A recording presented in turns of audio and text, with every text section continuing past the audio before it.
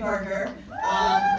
Thank you all so much for coming. It's awesome. I've seen so many people I know, and I'm sure you all have your own Sunset Marquis stories, but we're going to talk to some people who have the best one. So I'm going to start by introducing, you already met them at the top, but the filmmakers and the lead singer of Onyx, and 3 X's.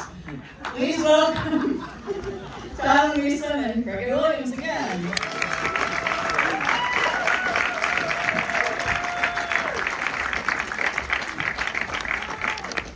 Congratulations, guys. Thank you. You should be wearing the bathrobes. I admit, this is the first time I've seen it on a big screen. These guys don't need to see this in the front row. I've seen the movie, I saw a screener, but this is the first time I saw it on the big screen. So I admit I didn't go all the way to the end credits, and I missed your bathroom scenes. So it's nice to see it on a big screen. The legs, they're there, and They're it's shocking. Did you get to keep the bathrobes? We did. Awesome. Cool. Who would want to wear those after? So, of course, we also have a special guest here. I love that she needs no introduction, but we're going to give her, you built her as the Princess of Darkness. Sharon Osbourne, come on down.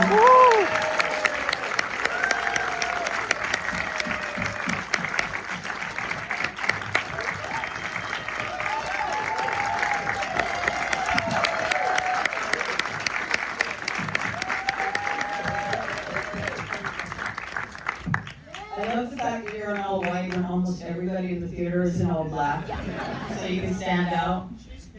Thank you so much for coming here. I'm so excited to chat with you. I'm sure everyone's excited. I was excited anyway, but I found out you actually hadn't seen this movie before. You saw it for the first time with all of us. Yeah, first time and I loved it. Yeah, Fantastic. It was a great Okay. So, what are your first thoughts? It is like somebody said in the movie, it's like going home. And then when you see it and the complete history of it, it's just amazing. And it's so wonderful to know that they're still doing more great things to the hotel because it's under construction now. And I just hope that it'll be there forever. It's historical. And so many things in this town have been destroyed. And you look at the history books of this town, the amazing people that live here, the talent here, everything. And it just seems that the music industry, TV, film, it's slipping away. People are leaving by the droves, and especially in TV, what this town has done to it. And I just hope that they get it sorted out. I hope so too. Because we're all hanging on. We all love it here, and we're all hanging on. Please, somebody do something. So much talent has left this town. It's set designers, stylists, caterers, makeup artists. They've all gone because there's no studios. And also, Slash mentioned this in the film, that the whole city has changed. If you went away and came back, a lot of the landmarks have been torn down or renovated, but the Sunset Marquis is still there. It's still there, and I can remember the days, we all can, when we would drive down Sunset on the weekend, and it would be traffic. You would just watch people walk in the streets, who's playing at what club, who's at what bar, and that was just such a vibe, and it was the friendliness in this town. I mean, when you would live here and say you're a new artist, at the weekend you'd go up to the canyons, everyone would be barbecuing, everybody's house open, you go in, they don't know you're all hired from this band, whatever. That's how it was. It was a huge community here of talent. Music, film, TV, and everybody mixed together, and it's just heartbreaking to see what's going on in this city. It sounds like you got very emotional watching this film. I did, because it's, when you think of the talent that has walked through that hotel. And you walked through the hotel, I think, before you even, when you were still working with your father, like in the mid-70s. Yeah. Tell me about your first impression when you walked in. that was the time when it was a bit funky. And I was like, oh, okay, this is very nice. And it was just that the bar was so great. And the community that was in there made you feel like you belonged in there. It was like being in the Rainbow or the Whiskey or the Roxy, and it was that same crowd and that same community, and you always felt at home. I mean, I wouldn't stay there in those days, but because I lived here, but I would, you know, it was permanent where you'd meet everybody. So I understand when Tyler and Craig were rounding up all the celebrities and people they wanted to talk. And by the way, the fact that you got Morrissey to do that and basically do the end credits, he was practically quoting "There's a light that never goes out." There. He doesn't even do any interviews these days, not even for his own album. Well, So he loved it because he put on those bloody pajamas and just he himself. It was fabulous. Jim Jams. Yes, So he you- called them Jim Jams. Yeah. So you managed to get eventually like all these huge rock stars, but it's my understanding that you and Kelly were two of the first people to sign on to do it and without hesitation. So I know that this, it's not even, we could do a whole documentary about the Osbournes at the Sunset Marquis, because you kind of lived, much like Billy Osbourne, you lived We there. did, yeah, we did. And it was, and each time we would flip houses here, we'd go and stay at the Marquis and look for another house, and we'd be there, you know, for months, and it was home for my kids. So I know that Kelly, I mean, first of all, I want to know what you thought of all the animations, because there's a little animation of Kelly being the Eloise, and you got to be you need like to be a superhero cartoon person. No, the Ozzy- dragon, I'm always the dragon lady. Ozzy was in my I'm cartoon. cartoon Chinese, you know. What do you think of all the animations of you and Loved it, yeah. So there's a little one of her kind of sneaking out. I know she Yeah. used to sneak out. I have some things that did not make the film, but I know she used to sneak out to the bar. She was saying, I wonder. She said there were spies in the hotel. Oh, That yeah. you. I get a call from the desk. She's down here, and I'm like, you watching her? Yeah, okay. Give her half an hour until I can get back. And that was it.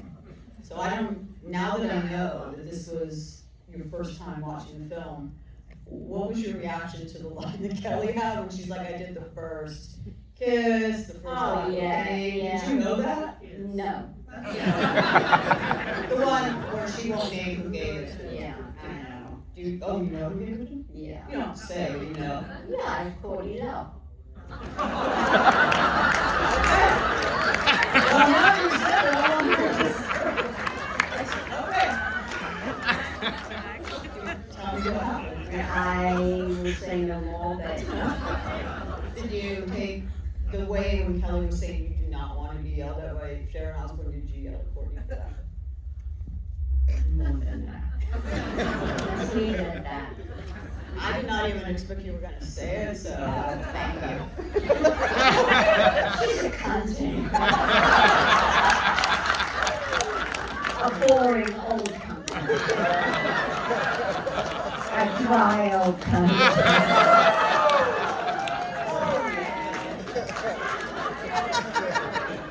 Now I She didn't know what the deserves C it. word means. I said now we know what the C word means. For the director's cut, we include all of that. Director's cut. There's also a story that Kelly actually ended up doing a song, I don't think it ever came out, but she ended up doing a song many years later with Cyndi Lauper.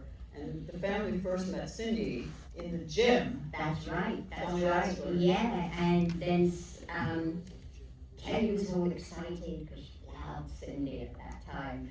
And Cindy and I then became friends, and we're still friends today. Yeah. But She's a didn't- at very, the time? very good person. So Ozzy was working out in the gym. Yeah. Kelly was there. Yeah. And I think Cyndi thought, She was like, what the hell's going on here?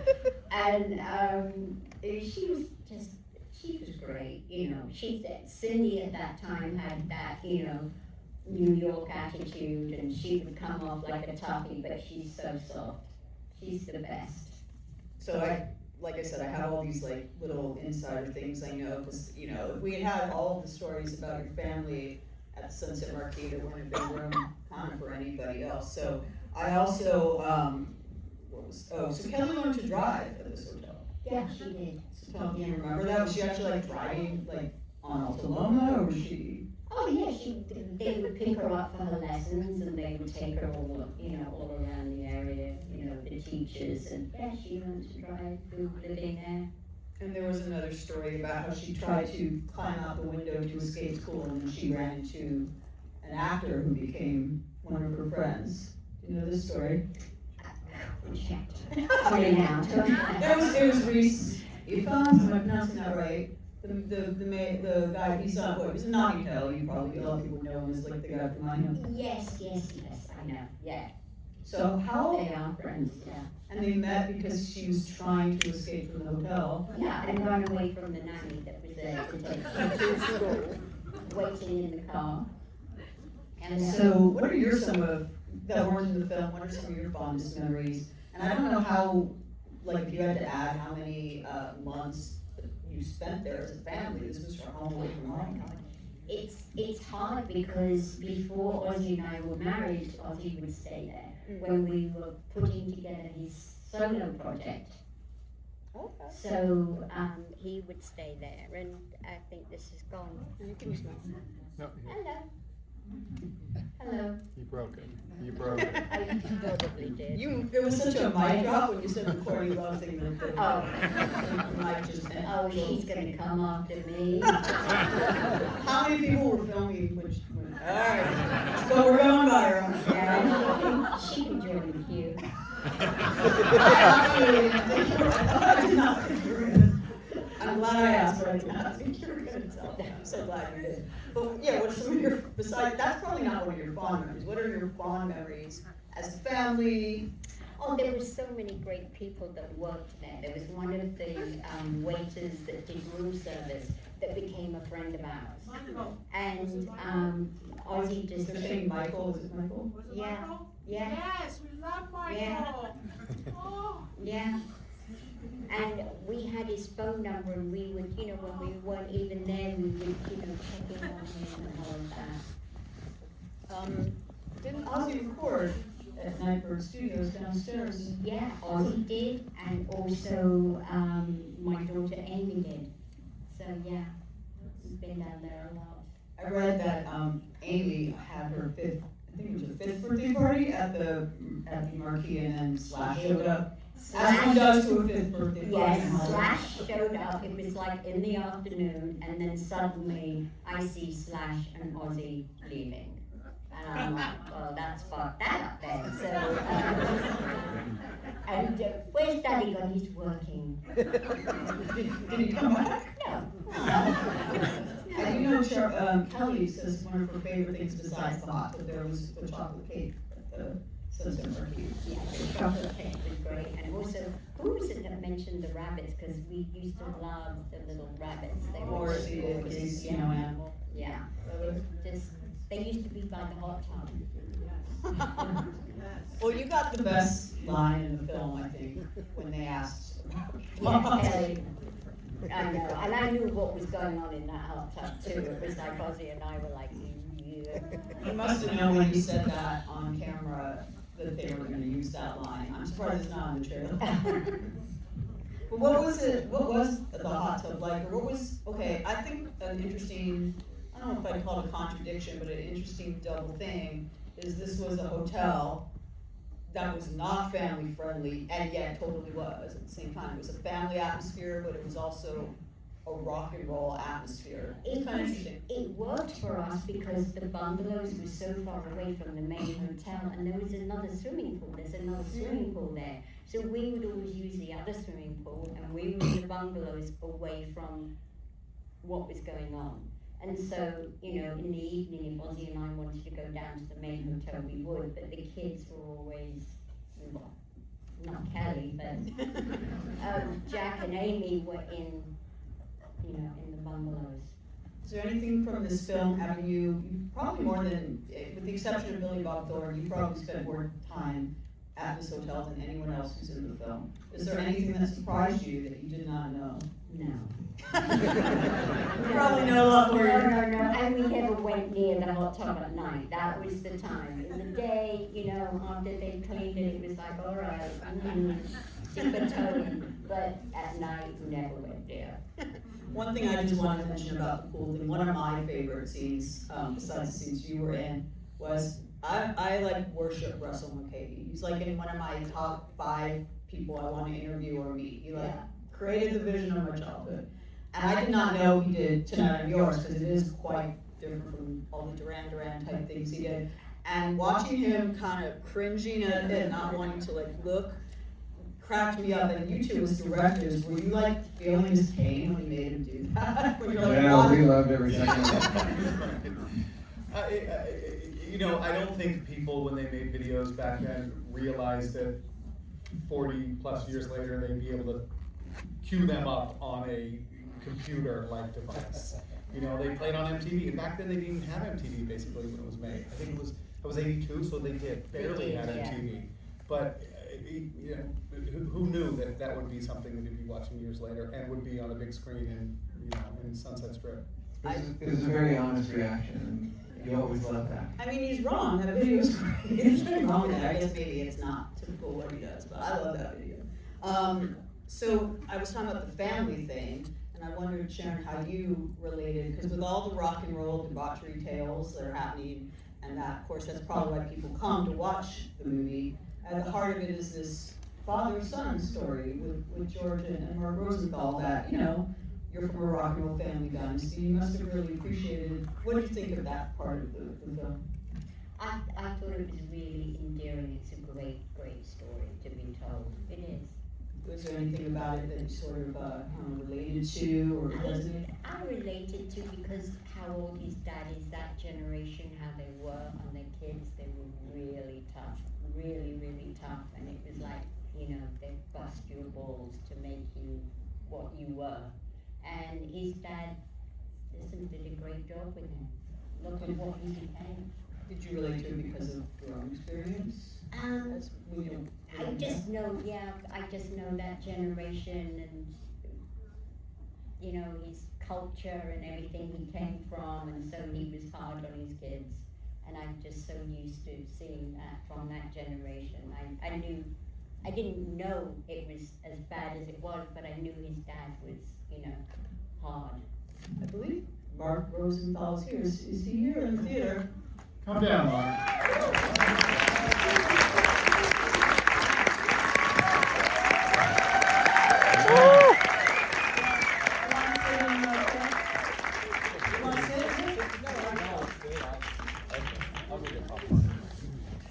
Hello. I'll take a double.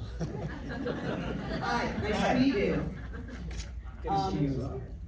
First of all, thank you for coming down here, and thank you for this film. And, well, thank you for saving the Sunset Marquis as well. I didn't know any of that.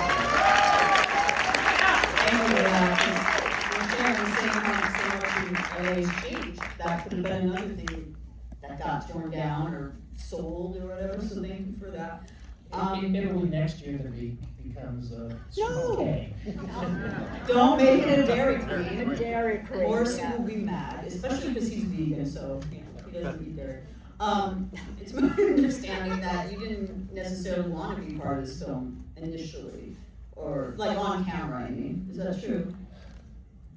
No, not really, because the family part of it is an important part of this history and the relationship. And as it developed, I mean, I think our editor, Carolyn Kessler, is still here, even oh, she's right there.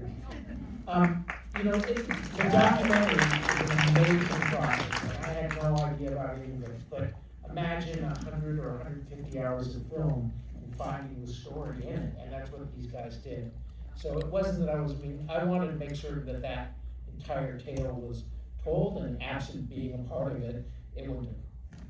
I was in a very good way surprised at how honest both you and your father were. I mean, you know, you kind of told it like it was, and he was also very willing to talk about himself in not the best light, and admit his shortcomings and everything. And I wondered how hard that was for you to do or to watch. So it's actually one of the things I admire most about him. You know, we had some significant differences over the course of our history, but he's a human being who's constantly looking to be better tomorrow than he was today. So despite these very difficult circumstances in his childhood that left some very serious scars, he continued the process. Say, all right, well, what can I do? How can I improve my relationship with my son? What do I need to change about myself? So while it's difficult, that honesty is a foundation of our relationship, and the ability to say, as I talked about, you have to fucking stop. You have to see it. And so we've spent years doing that. So it wasn't hard to do it on the film either, other than a little bit of apprehension. Is like, what is this gonna look like when they've had the final product? Well, what did you think? I don't know at what point both of you saw it. Did you, much like Sharon, not see it until it was on screen, or did you see it when it was still like in the working stages? Oh, I saw it in the working stages, and it definitely got better. Tyler warned you, because he said you're gonna watch it the first time and you're gonna hate it. But don't worry, it'll get better. And sure enough, it did. And this entire team could not have worked harder, from the folks in production to the post-production house. At GGO and Sugar Studios. Brilliant. And to see these guys sit in post-production and go, oh, I like the light on that one frame. There's 24 frames in a second. Is remarkable. And all of it was filmed at the Marquis, or most of it, right? Most of it. Dave Grohl was in his studio, Billy Gibbons, Lizzie Hale was not there, but otherwise, most of them were, yeah. So I have to ask, oh, sorry, go ahead, Craig. I got to go to Miami for the Stephans. Oh, very That's cool. right. So my favorite setting, because you all these different settings, was of course Morrissey in his pajamas, which actually were similar to the cartoon pajamas that Kelly wears later, and with the polystyrene, mural behind him. The other one was the Marquis himself, Michael DeBar. Is that a real hotel room? Did you actually trash it? Did someone have to trash a hotel? It was a really tough art design doing that. We had to stay up all night and have a real party. No, we wanted the film to not just a talking head of people sitting in a chair talking about the hotel. We wanted it to feel like you're sitting with Kelly and she's having a cup of tea and she's telling you stories. And so we really wanted to have fun. In fact, it started with her. She was one of the first interviews, and she was holding her tea, and she said, "Can I keep my tea?" And the director and me thought, "No, you can't have your tea, because what if you're here? It's here in one shot, and there in the other." And then I just said, "You know what? The hell with it. Let's have fun and let's be creative." And then it just went from there, where we were messing up Billy Bob's room and putting panties in the back of shots of Michael DeBar, and it really created this creativity that you don't see in other documentaries. But it fits Michael perfectly. It does, more than perfectly, yes. Did the stars who shot their interviews at the hotel get to choose? They're like, oh, I really want to do it by the pool. Oh, Richard Marx, we were a little concerned if we really want to put him in a bathrobe, and he said, of course, I have no problem. It's like, come on, put them on too. He went in the bathroom to get in a robe, and when he came out, we were all in robes, so it was kind of fun. Morrissey, actually, he didn't know we were doing that as a theme, and we'd already shot a few that looked like that. He sent an email and it said, I will do the interview, but I know they will put me in a chair in front of flowers. So I want to be in bed in my gym jams. He said, absolutely, your gym jams, and he was. Are those gym jams that come with the hotel, or is that like a signature thing, or is it? Those are his gym jams. They're quite stylish. Sharon, where were you interviewed in the hotel for your scenes? In one of the bungalows. Was there any? The presidential. Of course. We kicked Matthew McConaughey out just for that. Was that one that you used to live in, or? No, we stayed much further down, and it was, had, how many bedrooms in the presidential? No, there's 2 different bedrooms, and the villas you were in have 2 as well that are on off the wall. Yeah. I was gonna ask about that. Just in general, what was it like in terms of kind of holding court there for months or weeks at a time? In terms of it, like I know you spent Thanksgivings there, Christmas there. Just fabulous. I mean, it was, it would be, even when we'd move, it would be into our homes. it would be like Sunday, oh, let's go to the hotel for lunch. It was, you know, it was just always comfortable. You wanted to keep going back because you knew you would see everybody that you know.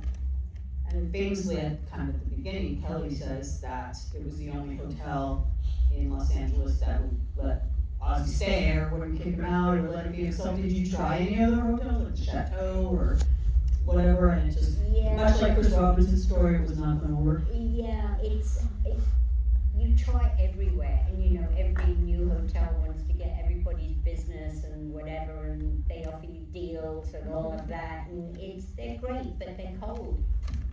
You know, there's no soul. So, how old were all the children when you first stayed there as a family, and why did it feel like it was home to you? God, they must have been 2, 3, and 4. Oh, wow. Yeah. What's your favorite, like, family memory at the hotel? I think that being on the road all the time and then coming back to the hotels in the summer, every summer Ozzy would tour. So when they knew that they were coming back to that hotel, it was like, yeah, this is it. You know, it was always such a great feeling. I can't imagine you're someone who'd get easily starstruck, but were you ever starstruck by anyone that you saw in the lobby or by the pool or in the hot tub? Maybe not. No, it was because they're your friends. I mean, when it started that all the actors would come into the whiskey bar or whatever it was, that was different. But it's a big hotel, so you can still stay there and not see any of that. That's why the bungalows were so great. So it was like two hotels, in fact. Because we were always in the bungalows with the kitchen for the kids and all of that. And so there would be that going on here, and then there was a family over here, you know, and I'm trying to make them some food in the kitchen, and it's a total different world. But it's home. So it just worked, and it worked for us. Obviously, there's other hotels, nice hotels, famous hotels in LA. I mentioned the Chateau Marmont, that's another iconic one. But it feels like, I think you may have even said it, that hotels like that felt a bit snooty. Yeah, it was, you know, the Chateau is fabulous. It's a fabulous building. They preserved it perfectly. But again, you still get that snottiness there, you know. Mark, how did you and your father, before you, foster that? Because a kind of theme that was going through the film is it's like a hugely famous hotel yet a best kept secret at the same time. And Kelly jokes like, I don't want people to even know about it, or like, so you're making this film that's going to make the hotel more famous, and yet it's still a hideaway. Was that a concern of yours when? Most definitely, but we thought that the story was important enough. I mean, 63 years in, and we've already lost a lot of people. But and in the music world, for me, you know, it defined times of joy, times of sadness, and I grew up listening to rock and roll and Motown, and it defined, much of it defined who I became. And so to lose those stories and that sense of community and the sense of home that people felt like it was going to be worse than the idea of upsetting Kelly. So that's why these guys, when we were talking about it, and I think they did a beautiful job of telling it in a way that was, you know, Michael Barr says it was a shithole. So it's not that it glorifies the property, but that's the stories were, for me, too important to let slip into the vacuum. Did you? What is your father? I assume has seen. He's still alive. He's No, not. I know. No, I said, has he seen the film? Oh yes, he definitely. And I want to know what his reaction was to it. He loved it. You know, despite the challenges, you can look at it, and my wife who's here describes it. It's really a love letter to him. You know, it's those were my efforts to, as I said, try and take care of him. And despite those differences, despite those challenges, I always understood that this guy had fought for me, fought, worked his ass off, so that I didn't have to go through the same things that he did. So that was a sense of feeling that, I don't know, I couldn't not do it. But he also taught you a work ethic and not to be entitled, which is so important. Well, we are in the service business, and at the end of the day, what you find appealing in the staff, the people that have been there for 18 and 20 and 30 years, and Roger Dutch 31 years, Peter at the front door is 20 years. Well, why? Why are they there? Because we're in the service business, and I have to take care of my staff the way I expect them to take care of my guests. If not, so that's an important part of this. We're a small company, and every individual, whether they work with us, whether they walk in the front door, is equally important. Well said. So it's interesting to me, Tyler and Craig, there were so many layers to this story. You could have gone in a bunch of directions. You had all the rock and roll debauchery tales that everybody wants to hear about. Then you sort of took a little pivot towards the end about, people getting sober, addiction recovery, and kind of those wild times not really being the way they were in the 80s and 90s. And then there was the whole history of LA part, there's the whole father-son story at the heart of it. How did you manage, I think you did a wonderful job getting all of that in there, but that's not easy to do. You could have just picked one route, just made it like Crazy Rock Tales or whatever. I think that gets old really quickly, is what we found. But another thing is we knew that the hotel is a rock star, and so it just follows the life cycle of the rock and roller as well, where you get to the point where you either evolve or you die. And so I think there was just kind of the inherent 3-act structure there that it naturally followed. I mean, as Mark says in the film, the hotel was founded when rock and roll was kind of established in 1963, and the evolution of the hotel kind of follows the same evolution as Mark Murkiadis, who is here, actually. He is? There he is, yeah. Titan industry kind of mentions that the hotel went through the same ebbs and flows of the music industry. So we weren't cramming that story, and we weren't cramming the father and son story, and it was native and inherent to the story itself. And the story of rock and roll is very much the story of the Sunset Marquis.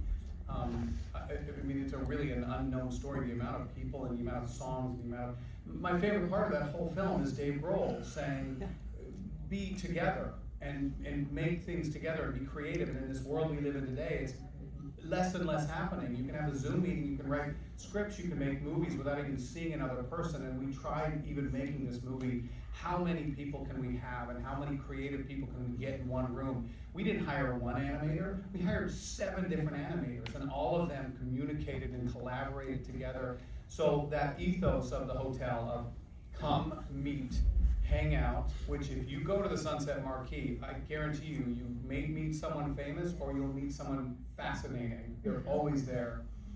That is more important than ever.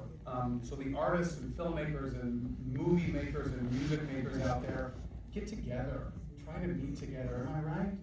Yeah, we look at it like a couple of months ago I was there, and there's still the guys from Kiss, still the guys from Duran, Ross Halfin. The people don't leave that place, no matter how, that's it. They stay with it. Did you ever The get title to? of a horror movie, once you check in, you're never checking out. It is the Hotel California. Did you ever get to go to Duran Duran's club, Privacy? I mean, that was one of my favorite things. They have a song called Late Bar that's actually, okay, we'll take that conversation offline. I think we could go on longer, but unfortunately we have to wrap things up. I'll let you have the final word, because I know a lot of people came here to hear your stories. You already gave us some very good ones. Oh, God. I'm imagining in my mind what's going to happen online tomorrow. John, don't look at me like that. I think it's a fabulous story. It needed to be told, and there couldn't have been better people to tell the story. Because your love of music is so prevalent in everything that you do. So it's just, I'm very proud to have been a part, a little tiny part of it. It's a legacy for my family, for everybody that was in there. It's fantastic. Thank you. Thank you, Sharon. Thank you. I'm gonna say one more thing, and that is thank you for coming, but also the film is on digital, it is on Apple and Amazon, it is available for download. Please tell your friends, please tweet, please Instagram, tell everyone about it. Also, on our website, ifthesewallscouldrack.com, so much great stuff hit the cutting room floor. However, Caroline, our editor, edited 7 interviews of unseen material. One of which is an interview, with Kelly and Sharon. Some really great stuff. There's an interview with Billy Bob. There's an interview with Bill Gibbons. There's Billy Bob. Who else is in it? Gene Morrissey. There's like 10 minutes and slash. So that is on our website. You can buy the film there for $5.99. You can buy the bonus material for $1.99. Go check it out. I have one last question. Sharon, how old is Kelly when that happened, recording? I'm just gonna push it. Oh, no. I'm already like, Can't say it anytime. I got one foot in the shit. Okay. Thank you for everything.